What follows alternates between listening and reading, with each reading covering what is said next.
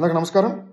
ఆంధ్రప్రదేశ్ రాష్ట్ర ప్రభుత్వం పేరుతో రాష్ట్రంలో ఉన్న ప్రభుత్వ వాసులన్నింటినీ తాకట్టు పెట్టిన సైకో జగన్మోహన్ రెడ్డి అప్పు తీసుకొచ్చిన వేల కోట్ల రూపాయలని ఆంధ్రప్రదేశ్ అభివృద్ధి కోసమో రాష్ట్ర ప్రజల సంక్షేమం కోసమో వినియోగించాల్సిన ప్రజాధనాన్ని తన పార్టీ ఎదుగుదల కోసం అంటే వాలంటీర్ల నియామకం, తన పబ్లిసిటీ పిచ్చి అంటే రాళ్లపై, పాస్ పుస్తకాలపై, గోడలపై, అదేవిధంగా సాక్షి పేపర్, సాక్షి టీవీలో యాడ్ల పేరుతో వందల కోట్ల రూపాయల ప్రజాధనం వృధా. అదేవిధంగా తన తాబేదారుల్ని సలహాదారులుగా నియమించుకొని వందల సంఖ్యలో, లక్షల్లో వాళ్ళకి జీతాలు. అదేవిధంగా ఇద్దరు మనుషులు నివసించేదానికి విలాసవంతమైన భవనాల నిర్మాణం. వైజాగ్ రుషికొండను గుండుగొట్టి అక్కడున్న హరిత రిసార్ట్స్ని కూల్చివేసి 500 కోట్ల రూపాయలతో భారతీయ మహల్ నిర్మాణం.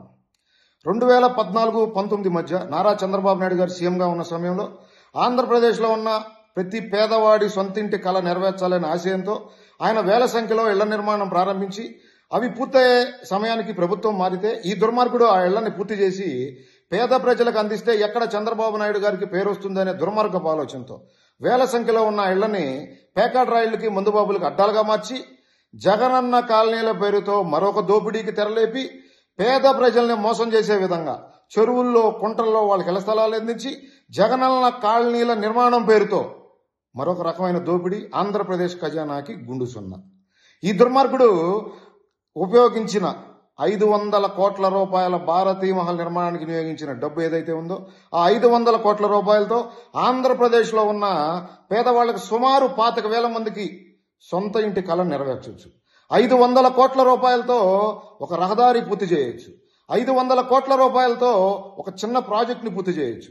500 కోట్ల రూపాయలతో ఆంధ్రప్రదేశ్లో ఉన్న నిరుద్యోగ యువకుల కోసం స్కిల్ డెవలప్మెంట్ సెంటర్లు ఏర్పాటు చేసి వాళ్ళ జీవితాలని బాగు చేయొచ్చు. కానీ ఈ దుర్మార్గుడు ఇవేమీ చేయకుండా విలాసాల కోసం పబ్లిసిటీ పిచ్చితో ఆంధ్రప్రదేశ్ ఖజానాన్ని గుండు సున్నాగా మార్చి ఆంధ్రప్రదేశ్ రాష్ట్ర భవిష్యత్తును అంధకారంగా మార్చిన ఈ దుర్మార్గుడు సైకో జగన్ రెడ్డిని, ఆంధ్రప్రదేశ్ ఖజానా గుండు సున్నా కారణమైన ఈ దుర్మార్గుడికి తాబేదారులుగా వ్యవహరించిన అధికారులపై తక్షణమే ఆంధ్రప్రదేశ్ రాష్ట్ర ప్రభుత్వం చర్యలు తీసుకోవాలని చెప్పి డిమాండ్ చేస్తా ఉన్నాను. అందరికీ నమస్కారం.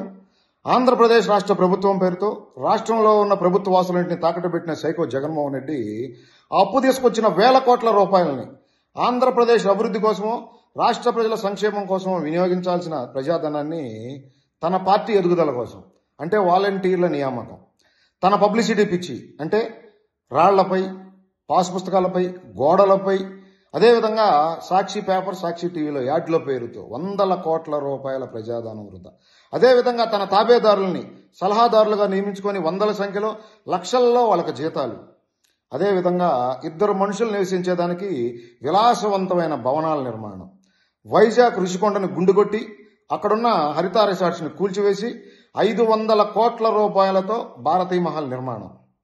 2014-19 మధ్య నారా చంద్రబాబు నాయుడు గారు సీఎంగా ఉన్న సమయంలో ఆంధ్రప్రదేశ్లో ఉన్న ప్రతి పేదవాడి సొంతింటి కళ నెరవేర్చాలనే ఆశయంతో ఆయన వేల సంఖ్యలో ఇళ్ల నిర్మాణం ప్రారంభించి అవి పూర్తయ్యే సమయానికి ప్రభుత్వం మారితే ఈ దుర్మార్గుడు ఆ ఇళ్లని పూర్తి చేసి పేద ప్రజలకు అందిస్తే ఎక్కడ చంద్రబాబు నాయుడు గారికి పేరు వస్తుందనే దుర్మార్గపు ఆలోచనతో వేల సంఖ్యలో ఉన్న ఇళ్లని పేకాట్ రాయిళ్లకి, మందుబాబులకు అడ్డాలుగా మార్చి జగనన్న కాలనీల పేరుతో మరొక దోపిడీకి తెరలేపి పేద ప్రజల్ని మోసం చేసే విధంగా చెరువుల్లో, కుంటల్లో వాళ్ళకి ఇళ్ల స్థలాలు అందించి జగనన్న కాలనీల నిర్మాణం పేరుతో మరొక రకమైన దోపిడీ ఆంధ్రప్రదేశ్ ఖజానాకి గుండు సున్నా. ఈ దుర్మార్గుడు ఉపయోగించిన 500 కోట్ల రూపాయల భారతీయ మహల్ నిర్మాణానికి వినియోగించిన డబ్బు ఏదైతే ఉందో ఆ 500 కోట్ల రూపాయలతో ఆంధ్రప్రదేశ్లో ఉన్న పేదవాళ్ళకి సుమారు 25,000 మందికి సొంత ఇంటి కళ నెరవేర్చవచ్చు. 500 కోట్ల రూపాయలతో ఒక రహదారి పూర్తి చేయొచ్చు. 500 కోట్ల రూపాయలతో ఒక చిన్న ప్రాజెక్టుని పూర్తి చేయొచ్చు. 500 కోట్ల రూపాయలతో ఆంధ్రప్రదేశ్లో ఉన్న నిరుద్యోగ యువకుల కోసం స్కిల్ డెవలప్మెంట్ సెంటర్లు ఏర్పాటు చేసి వాళ్ళ జీవితాలని బాగు చేయొచ్చు. కానీ ఈ దుర్మార్గుడు ఇవేమీ చేయకుండా విలాసాల కోసం పబ్లిసిటీ పిచ్చితో ఆంధ్రప్రదేశ్ ఖజానాన్ని గుండు సున్నాగా మార్చి ఆంధ్రప్రదేశ్ రాష్ట్ర భవిష్యత్తును అంధకారంగా మార్చిన ఈ దుర్మార్గుడు సైకో జగన్ రెడ్డిని, ఆంధ్రప్రదేశ్ ఖజానా గుండు సున్నా కారణమైన ఈ దుర్మార్గుడికి తాబేదారులుగా వ్యవహరించిన అధికారులపై తక్షణమే ఆంధ్రప్రదేశ్ రాష్ట్ర ప్రభుత్వం చర్యలు తీసుకోవాలని చెప్పి డిమాండ్ చేస్తా ఉన్నాను.